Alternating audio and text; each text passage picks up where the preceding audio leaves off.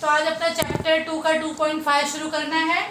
तो उसके पहले हम कुछ जो उससे पर जो सूत्र है वो देख लेंगे, उन पर ही आधारित हमारा एक्सरसाइज 2.5 है। तो सबसे पहले हम देखते हैं जो अपना वर्ग समीकरण है, अपना वर्ग समीकरण है ax² plus bx plus c बराबर 0। तो अगर हम इस समीकरण का मूल अल्फा और बीटा मान लें कि ये जो इस समीकरण का जो मूल है, जो हमने x की वैल्यू निकालते हैं 2, वो जो वैल्यूज है वो अल्फा और बीटा है। इस समीकरण के दो मूल यानी उनके जो दो हल हैं, हल बोलते हैं, वो है अल्फा। ये देखो, ये साइन को हम अल्फा बोलते हैं, विज्ञान में पढ़ा है आपने अल्फा रेज बीटा रेज। तो ये अल्फा के है और ये बीटा। तो ये अल्फा और बीटा है, तो अल्फा बीटा का मान क्या होगा? देखो बच्चों, जो हम इस तरह से एक साथ लिखते थे x बराबर plus minus B plus minus under root of b² minus 4ac पूरे के बटे 2, है ना। इसमें इसका हल हम x मानते थे, तो इसका एक वैल्यू प्लस में था और एक वैल्यू माइनस में था। तो इसी हल को हमने अल्फा और बीटा के रूप में मान लिया है।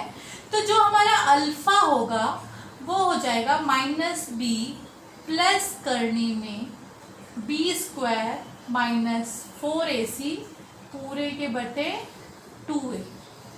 और जो हमारा बीटा है, जो दूसरा हल है, वो हो जाएगा माइनस बी माइनस करनी में b² माइनस 4ac पूरे के बटे 2। ठीक है, ये हमने अल्फा बीटा के रूप में मान लिया है। तो इस पर ही हम दो सवाल हल, अगर हम इन दोनों को हल करते हैं, अगर हम अल्फा और बीटा को धन करते हैं, तो देखो ये प्लस वाला ये और ये माइनस वाला दोनों कट जाएगा, और माइनस बी क्या हो जाएगा? माइनस 2b, और माइनस 2b बटे 2a, तो 2 कैंसिल हो जाएगा, तो खाली आ जाएगा माइनस b बटे a। इसलिए मैं आपको हल करके नहीं बता रही हूँ, किताब में आपको हल करके दिखाया गया है। मैं डायरेक्टली आपको फॉर्मूला बता रही हूँ कि जो अल्फा प्लस बीटा यानी जो दोनों मूलों का योगफल होता है वो होता है माइनस b बटे a। कैसे आया? तो आप इन दोनों को जोड़ोगे, जब हम ये दोनों जोड़ते हैं तो ये धन वाला और ऋण वाला कट जाएगा पूरी तरह से, तो बचेगा माइनस बी, तो माइनस बी माइनस 2b, और बटे नीचे क्या है? 2a।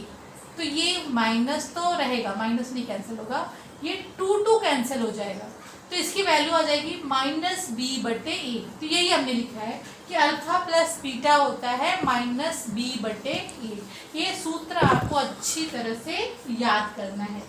और अगर ये दोनों का गुणा करते हैं, अल्फा गुणे बीटा, यानी इसको अल्फा बीटा, गुणे का चिन्ह लगाना जरूरी नहीं है, उसको सिर्फ हम इस तरह से अल्फा बीटा भी लिख सकते हैं। अल्फा बीटा कोई चिन्ह नहीं है, मतलब बीच में गुणे का चिन्ह है, तो वो होता है c बटे a। इसका आंसर हमारा आ जाएगा c बटे a। तो हल करना है क्या? ये दोनों को गुणा करना पड़ेगा आपको। करें क्या? ठीक है, मैं आपको यहाँ पे शॉर्टकट में करके दिखाती हूँ।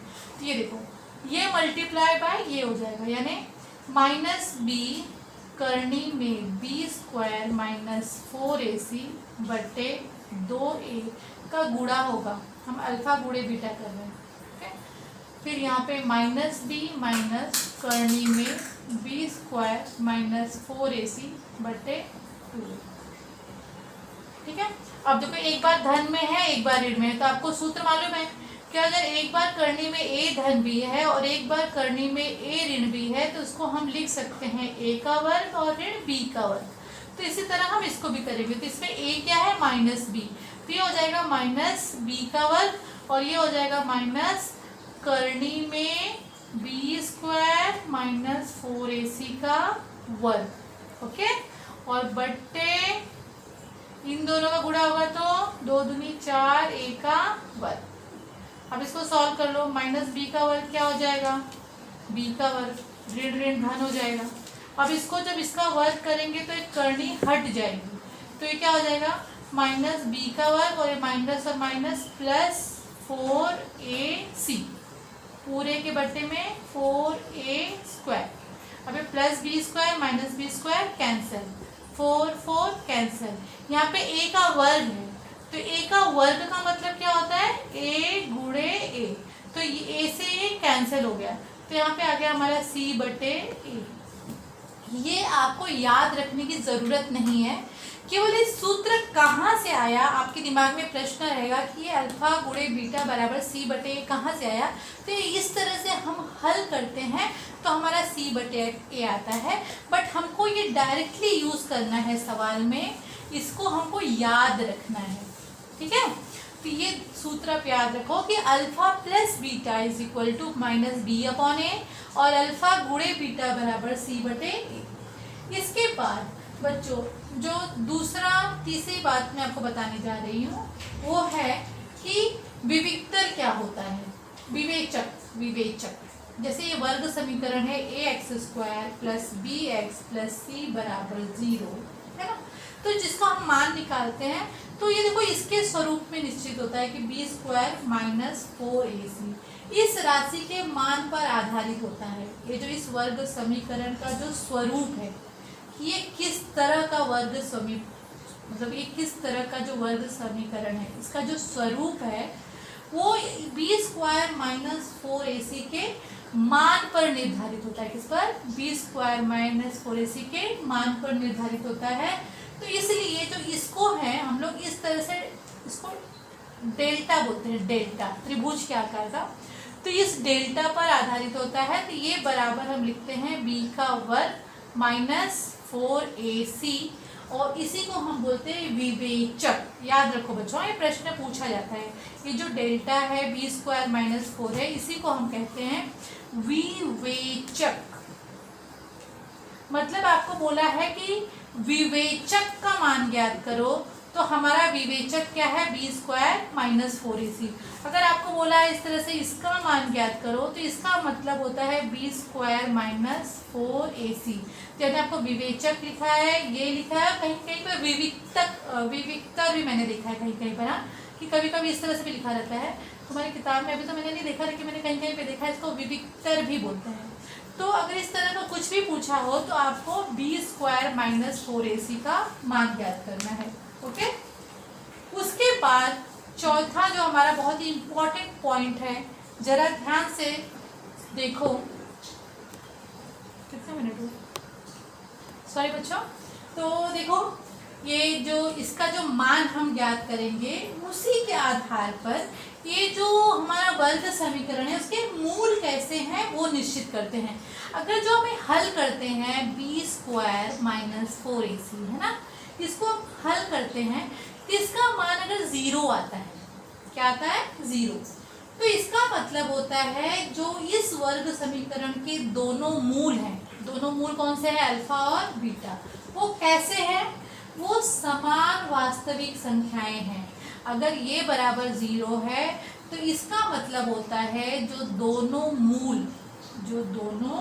मूल दिए गए हैं वो दो समान वास्तविक संख्याएं हैं, दो समान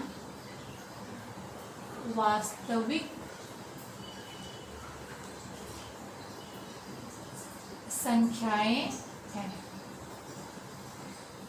अब इसके पहले देखो हम लोगों ने प्रश्न हल किया था, तो हमने सूत्र में रखने के पहले a b c का मान निकाला और a b c के मान के आधार पे हमने b² - 4ac का मान निकाला था।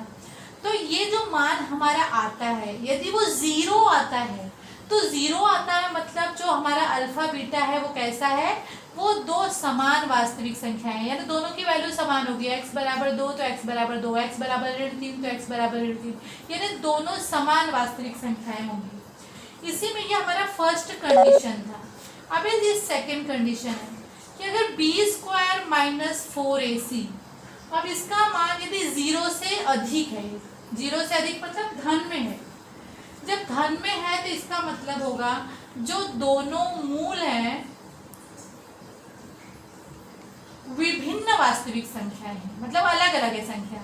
मतलब अल्फा बीटा का मान अलग रहेगा, एक का 1 है तो एक का 5 रहेगा, एक का 7 है तो एक का 9 रहेगा, ऐसे दोनों के मान अलग अलग रहेंगे अल्फा और बीटा के।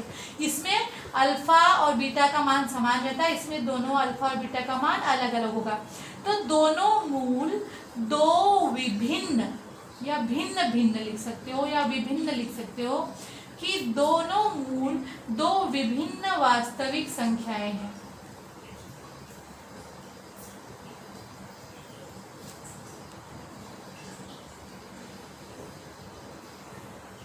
इसी तरह हमारा तीसरा पॉइंट है जो इसमें यदि b² माइनस 4ac का मान क्या है, 0 से कम है यानी ऋण संख्या है, तब क्या होगा, तब जो दोनों मूल है वो वास्तविक संख्या नहीं होते हैं। वर्ग समीकरण के मूल वास्तविक संख्या नहीं होते हैं। इस तरह से हम लिखेंगे, वर्ग समीकरण के मूल